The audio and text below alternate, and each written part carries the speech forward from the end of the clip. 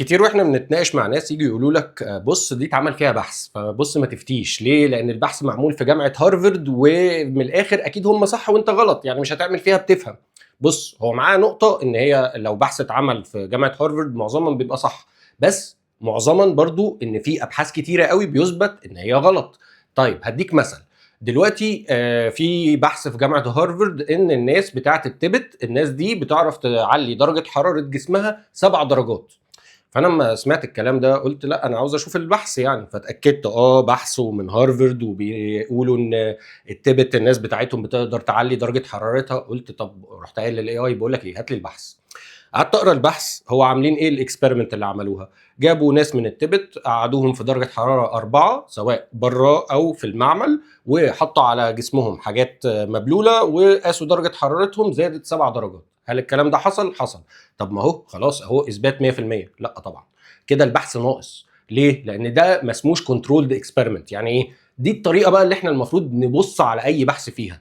يعني لو الراجل بيعرف يرفع درجه حراره جسمه 7 درجات، يبقى انت لو جبت نفس الشخص ده في درجه حراره 20 هيقدر يطلع درجه حرارته ل 27. والا ان هو جسمه بيطلع حراره بتزيد، ده الرياكشن البيولوجيكال اللي هو الطبيعي. يعني ايه؟ يعني انت لو وقفت في حته برد انت نفسك هتلاقي جسمك لوحده بيبتدي يسخن نفسه عشان ما يتلكش. دي حاجه طبيعيه، بس بتاع التبت بيتدرب عليها طول عمره، فمعنى كده ان هو بيستحمل زياده عنك مش اكتر.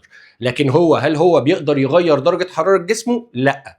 بس في نفس الوقت في ناس بتعرف تغير درجه حراره جسمها بحاجه بسيطه جدا، اقل من نص درجه او درجه. بتتعمل ازاي؟ حاجه اسمها فازو كونستريكشن وحاجه اسمها فازو دايليشن.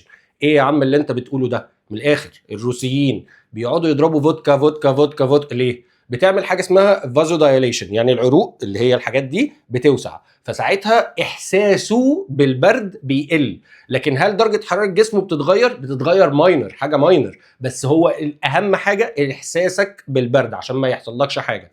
طيب هل معنى كده ان بتوع التبت ما بيعرفوش يغيروا درجه حرارتهم؟ لا، هو لغايه دلوقتي هي مش كونكلوسيف. اذا كان بيعرفوا او ما بيعرفوش ما نقدرش من الاكسبيرمنت دي نقدر نعرف. هي دي طريقه البحث العلمي. طيب هديك اكزامبل تاني. عندنا لو رحت الصحراء ولا شفت بدو، انت لو حطيت رجلك حافيه على الارض والله العظيم انت هتلاقي شمس ومش عارف احط رجليا ومش عارف ايه. تبص على عيل زئرد والله العظيم تلاقيه بيجري بيدوس على الزلط اكنه بيختاره عشان تك تك تك تك تك. هو عمل كده ازاي؟ ده اسمه ادابتيشن. البني ادم بيعمل ادابتيشن. ليه؟ لان حسب الظروف المحيطه ليه بيعمل الادابتيشن ده ما بيتنقلش بالجنريشن. يعني ايه؟ يعني مش بتاع التبت ده ولاده لو عاشوا في القاهره هيبقوا برضو بيعرفوا يغيروا درجه حرارتهم، او العيل الصغير اللي هو من البدو عياله لو اتولدوا في القاهره مش هيعرفوا يجروا على الزلط. فاهمني؟ فالحاجات دي مش بتتوارث، دي حاجات بتحصل. وبتوع البوكس بيعملوا الحركه دي، تلاقيه قاعد بيضرب ايديه في اسمه ايه ده، في الحيطه، تك تك تك تك تك تك. ليه؟ العظم ده بيقعد يتكسر يتكسر يتكسر، اما بيجي يتبني الجسم بيخلي حاجه اسمها البون دنسيتي، اللي هو الدنسيتي بتاعت العظم اعلى بكتير قوي. فده اسمه ادابتيشن. فما نخلطش الادابتيشن ونقول عليه ان هو باور. صح كده ايتاتشي ولا ايه؟